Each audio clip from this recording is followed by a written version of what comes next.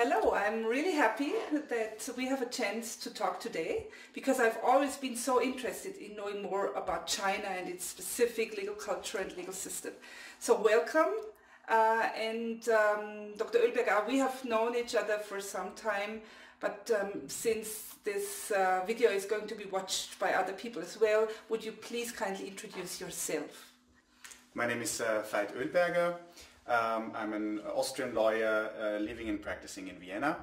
I've been working in China as a lawyer and also with the Chinese International Arbitration Commission, the biggest international arbitration commission in China, CIETAC.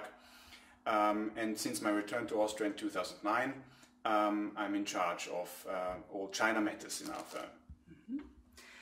Well, actually, how have you really become interested in China? Because for an Austrian, it's not something that is very close. So it's rather unusual, and being unusual was also one of the reasons why actually I chose to move to China as well. The interest was sparked rather early by business trips of my father to Asia and also to China. Later on, obviously, I was fascinated by the economic boom that is happening in China.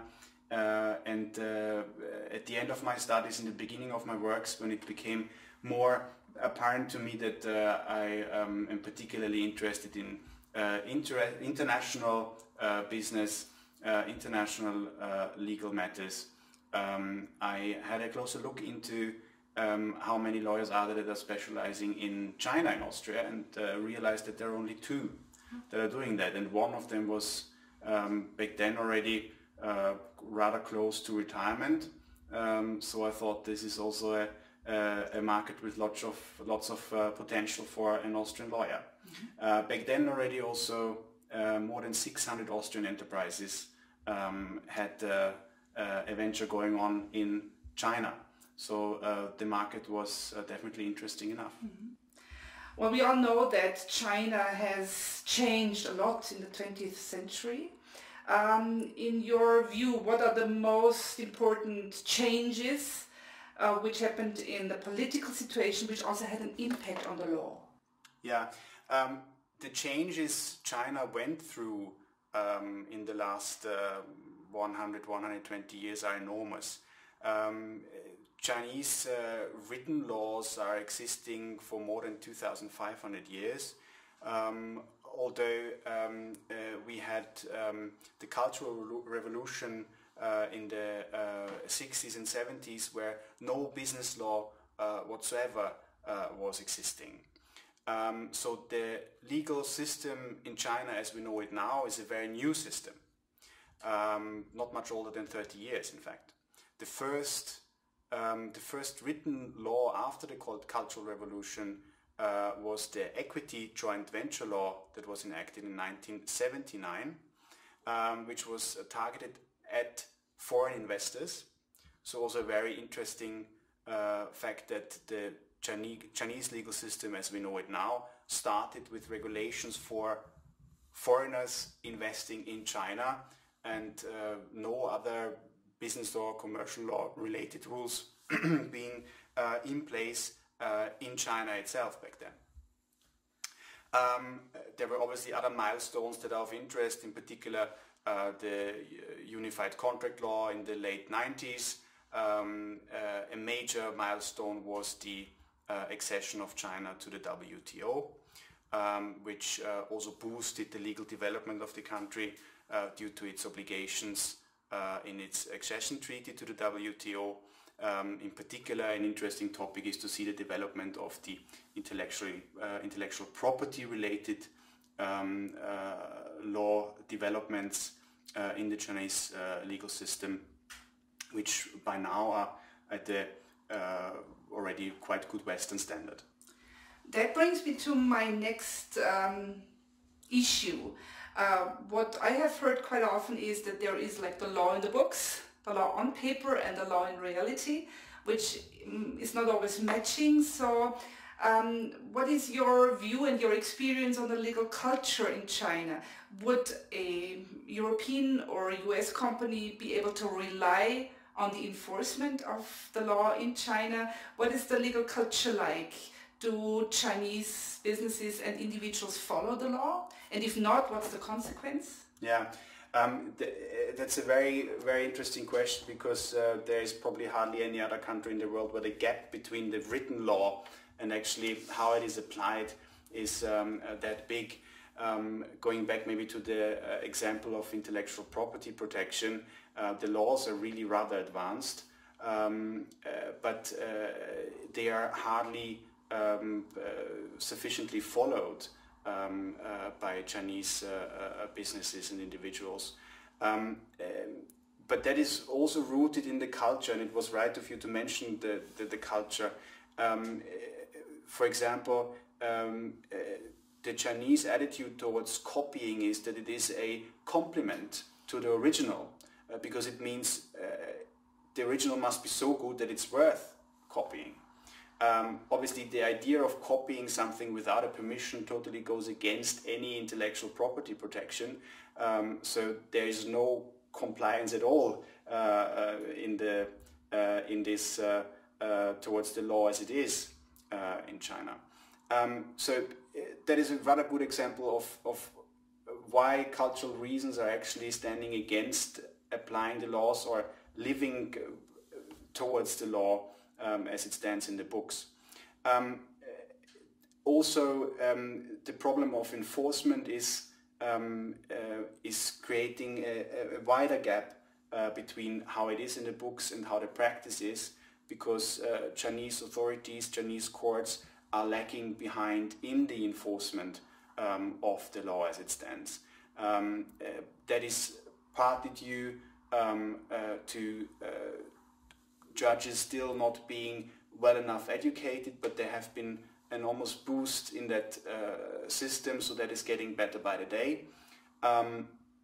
Another reason is really the amount of cases, that it's partly an avalanche the system is not able to deal with. Going back to the example of intellectual property related cases, where the case number has again increased from 2011 to 2012 for more than 40%. So in 2012 we had civil court cases related to intellectual property in the amount of 90,000 cases. So that is obviously a huge amount to digest, and in that respect it's not a surprise that the enforcement is lacking behind. Due to the fact that judges are sometimes not so well educated, that there is this avalanche of very many cases, in some situations arbitration might be a possible alternative. You've mentioned at the beginning that you've also had some experience with CATAC, with the Chinese arbitration institution. What is your estimation? How will arbitration develop in China? Is it a really relevant alternative already? Yeah, arbitration is enormously important in China business, and always has been, and I also am rather convinced that it will be. Arbitration as a system of resolving disputes is very liked by Chinese businesses, because it is quite in line with their culture of how they want to deal with disputes.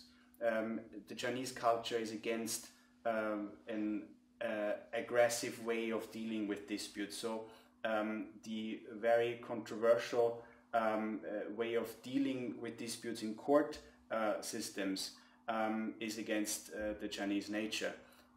Arbitration being a means of dispute resolution on the basis of an agreement, where the parties can shape together how to resolve the disputes, is something that is very much liked and welcomed by the Chinese business community. And as a result of that, there are also more than 200 arbitration commissions in China. So CATAC, the most famous one, is by far not the only one that is providing dispute resolution services in China. The main theoretical legal reason for arbitration having been important, and also for arbitration will be important in the future, is that there are only a very small amount of enforcement treaties between China and other countries. A court judgment from a Chinese court will not be enforceable in other countries, and for example an Austrian court judgment would not be enforceable in China. Whereas China has already quite early, another milestone in the development, acceded to the New York Convention already in 1986, this convention has now 149 member states. So almost 3/4 of the world are accessible through that convention. So an arbitration award can be enforced in China, or a Chinese award will be able to be enforced in 148 other countries. So that very much speaks obviously for using arbitration in China-related cases. And also, you mentioned it already, and we discussed it briefly before, the lack of the problems with the Chinese court system, although they're getting much better, they're still a driving force for parties to prefer to agree on arbitration. This motivation will for sure continue to decrease over the next years. So the main driver will still be the enforcement issue and the cultural reason that this is a method that is more liked by the parties. Thank you very much, Dr. Öhlberger. It was so interesting to get some insight into the Chinese culture. Thank you. Thank you for the discussion. See you soon. Yeah, hopefully. Thank you.